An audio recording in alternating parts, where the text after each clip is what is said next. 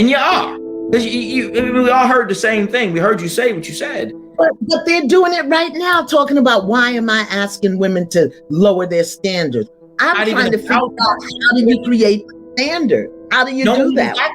But that's not even a conversation. Because I guess all of them are super dope, making tons of money, and they're gonna have it, and they got generational wealth. Because last time I checked, my black to lose my job.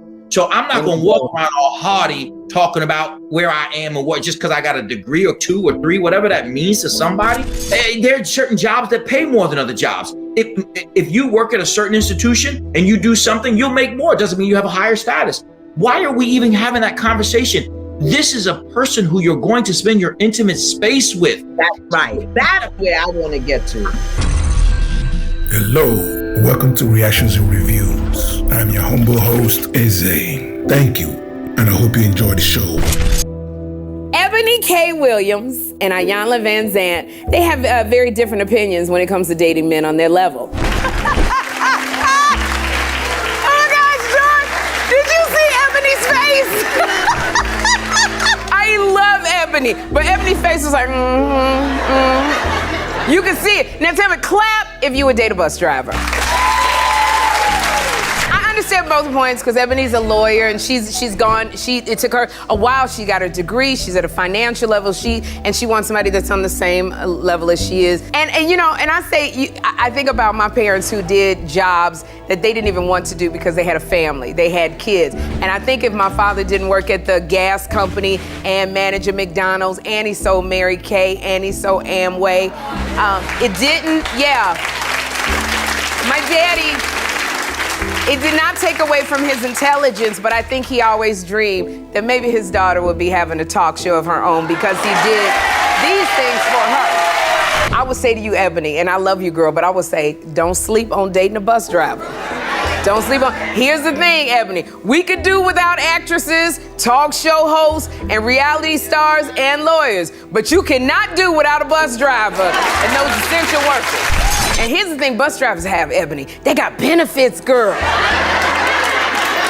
When I tell you, bus drivers and not just health insurance, they got 401ks.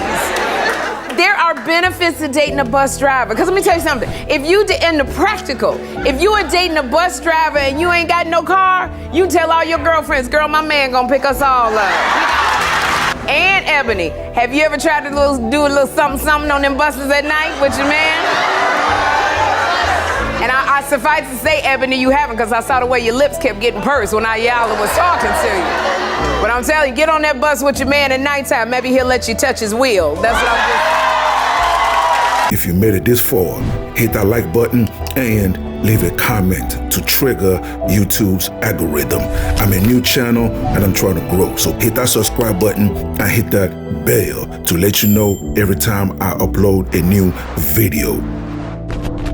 If you're a black person living in America, I'm sure you've seen the debate that's online right now. Celebrities, TV shows, internet, YouTube, IG, social media. Everybody's talking about Eboni K. Williams and Iyanla Vanzant.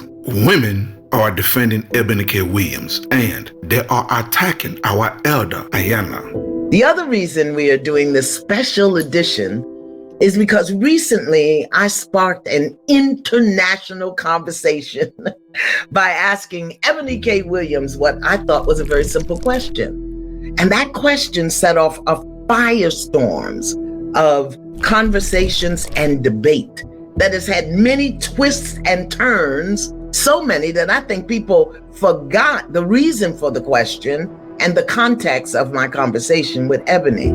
So shout out to my soror Ebony and to all my AKA sisters. But I want to start right here. To all of the bus drivers, the UPS drivers, the FedEx drivers, to the sanitation workers and the EMS technicians and the postal workers, to the truck drivers who bring the milk that my great-grandson drinks and the bread that I love, to the supermarkets, to the plumbers and the electricians, and yes, to even some of the Uber drivers. I would date you. I want you to be real clear. I would date you And I thank you for being the heartbeat of this country. I really do. And yes, I'm a lawyer.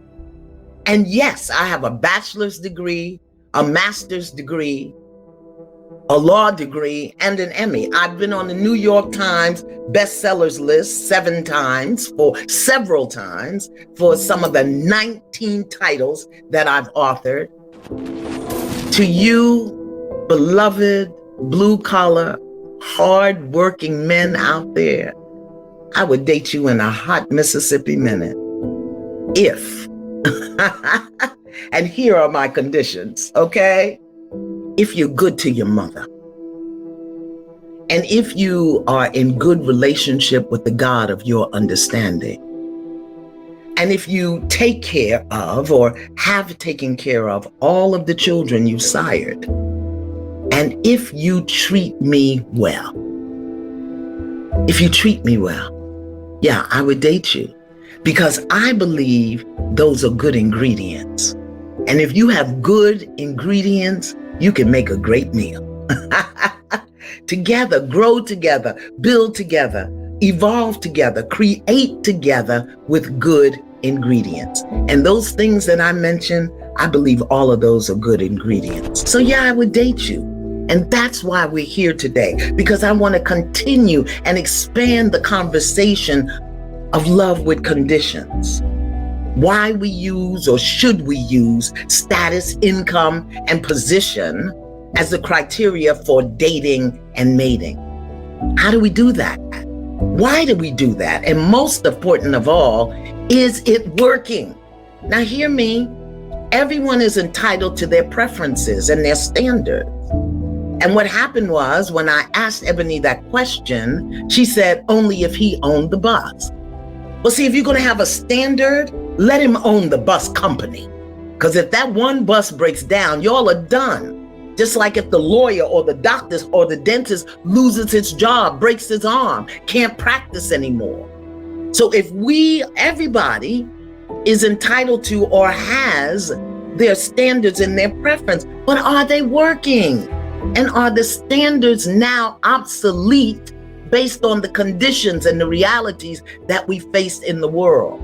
Are the demands that you're holding for someone else to live up to, are they working to get you what you say you want? So that's the question that we're going to nibble on together, because people have taken this question and turned it into something else out of the context of our original conversation, which didn't even have anything to do with dating. The clip of the bus driver, and that's including me, is what's leading the charge right now. That's what everybody's discussing. Bus driver, bus driver, bus driver. But no one has taken the time to go back and look at the full interview. Our elder is under attack by Black women. They are attacking this sister. They are saying she's asking Black women to settle. Iyanla never said that. That never came out of her mouth. Now, before I get out of here, I watched the entire stream. I watched it all. It was a very, very excellent stream. There was one caller, there was one particular thing that he said that caught my attention. So the energy of which you speak, to me, is far more global than just determination of who you want to be with. When you are damning other people, and you are, because we all heard the same thing. We heard you say what you said. But they're doing it right now, talking about why am I asking women to lower their standards? I'm trying to figure out, how do you create a standard? How do you do that? But that's not even a conversation. Here's the deal. Because I guess all of them are super dope, making tons of money, and they're going to have it, and they got generational wealth. Because last time I checked, my Black ass could lose my job. So I'm not going to walk around all haughty talking about where I am and what, just because I got a degree or 2 or 3, whatever that means to somebody, and by way of a system that says that these are the things that matter. Come on. There are certain jobs that pay more than other jobs. If you work at a certain institution and you do something, you'll make more. It doesn't mean you have a higher status. Why are we even having that conversation? This is a person who you're going to spend your intimate space with. That's right. That's where I want to get to. I was standing yesterday, I'm coming home on a train and I'm standing next to this brother and he's filthy, straight up filthy. He's got his yellow penny on, which he was clearly working outside or somewhere. But I mean, he was dirty, not like, whatever. So I'm standing next to him. He's sitting down. He's got his elbows on his, he's got his forearms on his thighs. His head is just down. He just looks spent, like, whoa. He works hard. His phone rings, right? And when his phone rings, I'm so close to him, it catches my attention as it catches his attention. It's a FaceTime. The caller ID says, love of my life. This dirty man on the train. Love of my life. When that love of my life opened up, it was what appeared to be his wife and his daughter. And their faces lit up together. You mean to tell me you don't want that man answering your phone? You don't, that's not who you want to call?